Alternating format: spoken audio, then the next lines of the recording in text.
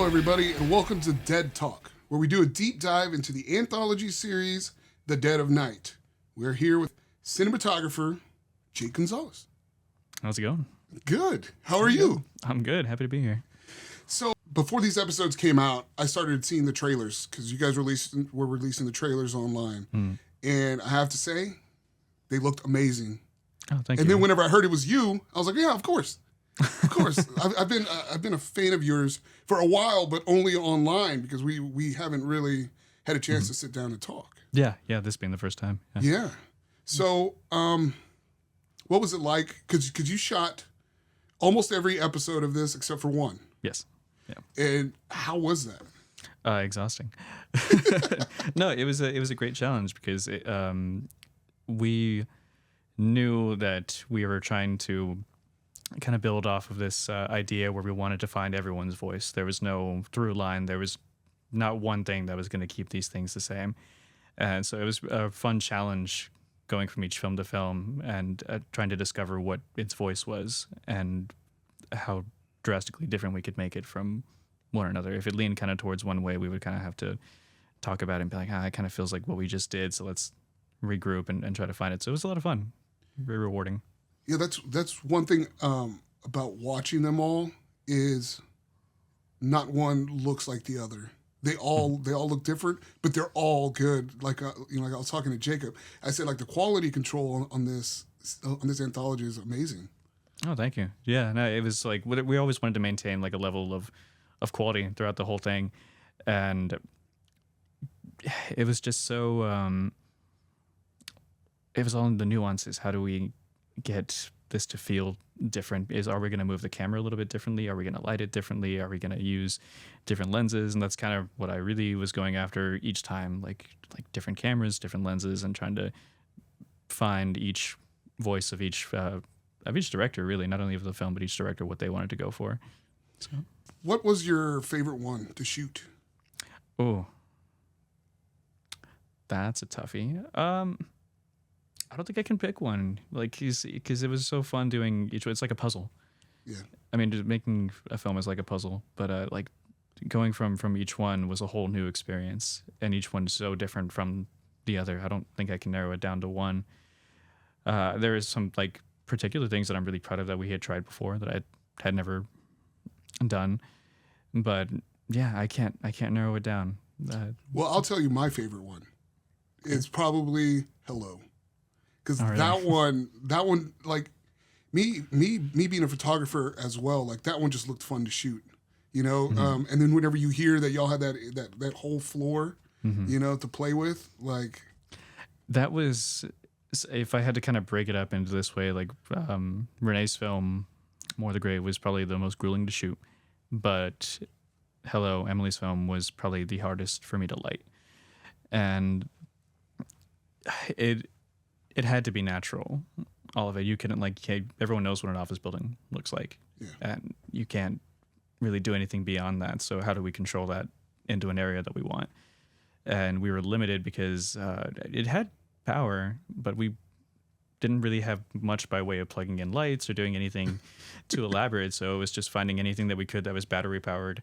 And in that location, especially in some of the rooms we were in, it was all windows. So it was like you can only put a light in certain places before you get reflections and things like that. So and then kind of the exterior stuff, a lot of it lit itself, thank God, but you know, we had to kind of maybe fill in with like a slight key here, or kind of motivating certain building lights and things like that. But that was definitely a challenge because like it had to be real.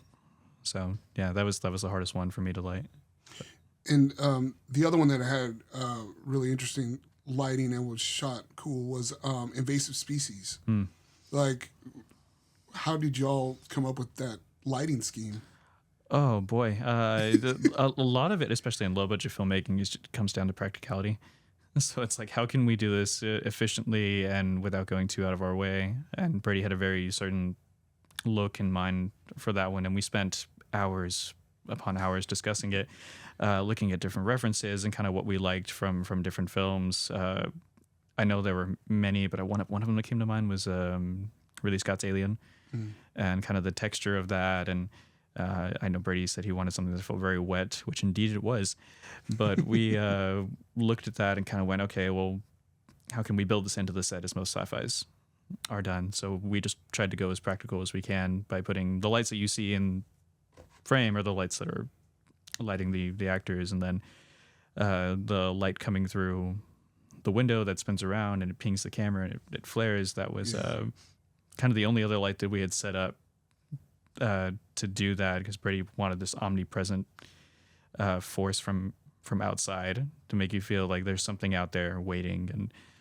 And so in talks with that, I was like, why don't we do what they did in Blade Runner? And they just have lights just swinging through for no real reason. I mean, you see all these aircrafts outside, and but I was like, what if we do that? So like Gaffer Mitchell was suffering outside in 20-degree rainy weather, and just like sometimes I don't know if I wasn't out there, but he was he was panning the light back and forth, or he had a flag that he would just like kind of cover it and things like that. But yeah, I was proud that we were able to make it look like not too contrived or anything like that. So I was really happy with what we were able to do there, and to keep it efficient, keep it moving, because we only had access to it at night and no one wanted to stay there late. I know we ended up doing it a couple times, but after a while we found what worked, and we just kind of kept going with that. So on the opposite end of that, talk about Amore the Great, like having to shoot outside in the heat. So shooting in South Texas is not fun. It has its rewards. It looks great, but it's very uncomfortable. And especially at the time of year that we shot it, I think it was end of June, early July. So, and that's when things are just getting started. Yeah. But it was oppressive shooting in that heat. In between takes, we would all go and grab water bottles from the cooler, not to drink them, but to just douse ourselves. And man, so many stories from that one. But working with natural light, you're constantly fighting it and trying to get it to do what you want to do. Of course, you can't control nature, but we tried our best and tried, maybe adding some neg fill in, or some bouncing some lights so we have some kind of return. The easiest stuff to shoot was at night because we could control everything. But yeah, like there were some times where it was so bright I couldn't see the monitor. So kind of watching the first couple cuts of it, I was like, oh, thank God it's in focus. But yeah, no, it was really tough and difficult. But funny enough, I think someone mentioned this when they watched it. They were like, oh, in the beginning it looks kind of cold. And we're like, no, it was not. But yeah, it was great. And when you see it, I almost kind of forget about the heat at times. And I think that's, for one, a testament to what Renee was able to do with the film, and to kind of make it something that you just kind of forget about everything else and you just watch. But yeah, it was a very, very grueling experience, but it definitely paid off in the end. So going back to the beginning of The Dead of Night, how did you get involved? So I've been friends with Jacob Grimm for maybe 10 years now, something like that. We had done projects together. I was 15 or 16 when I met him as a PA on Dread Time Stories. That's what he was doing at the time. Okay. And then we always had a good rapport, and we just continued to work together, and that evolved into me shooting for him on multiple projects. And it was around 2020, kind of the tail end of 2020, when he called me one day. He said, hey, there's this thing I've been wanting to do for a while now, where we just get a bunch of filmmakers together and each of them makes their own horror film. And he was like, do you, like, we're all egging to do something right now because in 2020 not a whole lot was going on. Yeah. He's like, do you think we could do this? And I was like, yeah, I think so. And so I started reaching out to people, just friends, like, hey, would you be interested in doing this? And everyone was game. So once we had all that, we just started meeting and talking about it. There was no real plan or system to it. It was just a completely organic process. How do we get these people together and let's just make something? So once we got all that, it just kind of sprang into motion, and each one started coming about. And yeah, from there it was just like a matter of getting the ball rolling. So the process of each one of these episodes, like, did somebody would like show up with the script and then you read the script to figure out how you're going to shoot it, talking with the director, or how did it work? Yeah, so scripts were coming in, and my first kind of thoughts with those usually aren't from a technical standpoint. I try to keep it like, okay, can I understand this story and understand the intention? And so I kind of talk with them about that first, and then we start getting into technical stuff. I don't think there was really well, maybe there was a couple where you read and you're like, how are we gonna do this? And I get that's kind of the benefit of being a DP sometimes, is that you don't have to worry about some of these things. But once you start talking with the director about what they want to do visually, that's when things start getting fun and interesting. Because in prep, everything is exciting, and your options are almost unlimited. You know, it's like what can the imagination do?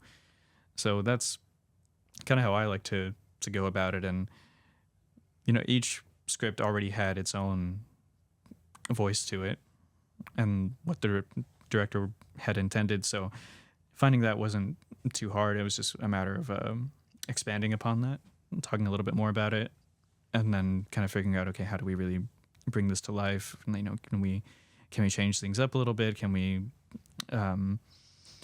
show things in a different way? So yeah, it was a lot of fun just trying to figure it all out from there with each one, because everyone is different and everyone has their own things that they get excited about, and you can tell when they talk about it, how they talk about it, that it comes off. And I think it comes off in the film too, because you can't help but just feel the genuineness of it. So you weren't kind of wanting to write and shoot one yourself? No. I like shooting. I haven't really directed all that much, and I definitely haven't directed in a while. But I like kind of collaborating on something like that and getting to dive deep into the visuals, but without the responsibility of you know, everything else that comes with being a director. So yeah, I like shooting, and I like kind of sticking with that when I can. But you know, one day if it lines up, then maybe I will. But who knows when that'll happen. What are you working on next? A music video in the works with Child Flores, and then mainly just a lot of corporate work. Taking a small break from any big narrative projects. I want to do them, but I know I need to give myself a bit of a rest. So they'll come. Just I need to kind of recoup myself for a second. But yeah, like just smaller narrative stuff, and then the standard work that it's able to, you know, pay the bills. So. Okay. Where can people see your stuff? I'm on Instagram at Jake Gonzales Visuals, and yeah, that's pretty much it. Okay. That's good. Okay. So now that the anthology is out, what do you hope the takeaway is from the audience? I mean, I hope they like it first and foremost, but the way that we went about doing this was very guerrilla, and it was just really fun. I mean, just like get with your friends and make a project, and you know, to show that you can do these things. And in the grand scheme of things, we did spend some money on this, but it wasn't a whole lot. It felt like a lot, but it wasn't it. But you know, you can make these things happen if you just try hard enough and get the right people to help you out. And that was kind of the greatest thing about doing this, is that all these people that worked on it were our friends. And when you have your friends with you, it just makes it so much easier to get through the day, and to, even if things do get kind of stressful, you're able to maybe look over to your buddy and they go like, yeah, me too. And you go, all right, let's just keep going. So yeah, that's probably the biggest takeaway is, you know, it's possible. Well, man, you shot the hell out of the series, and every episode I saw was just amazing. I knew you could do it, So fantastic. Thank you.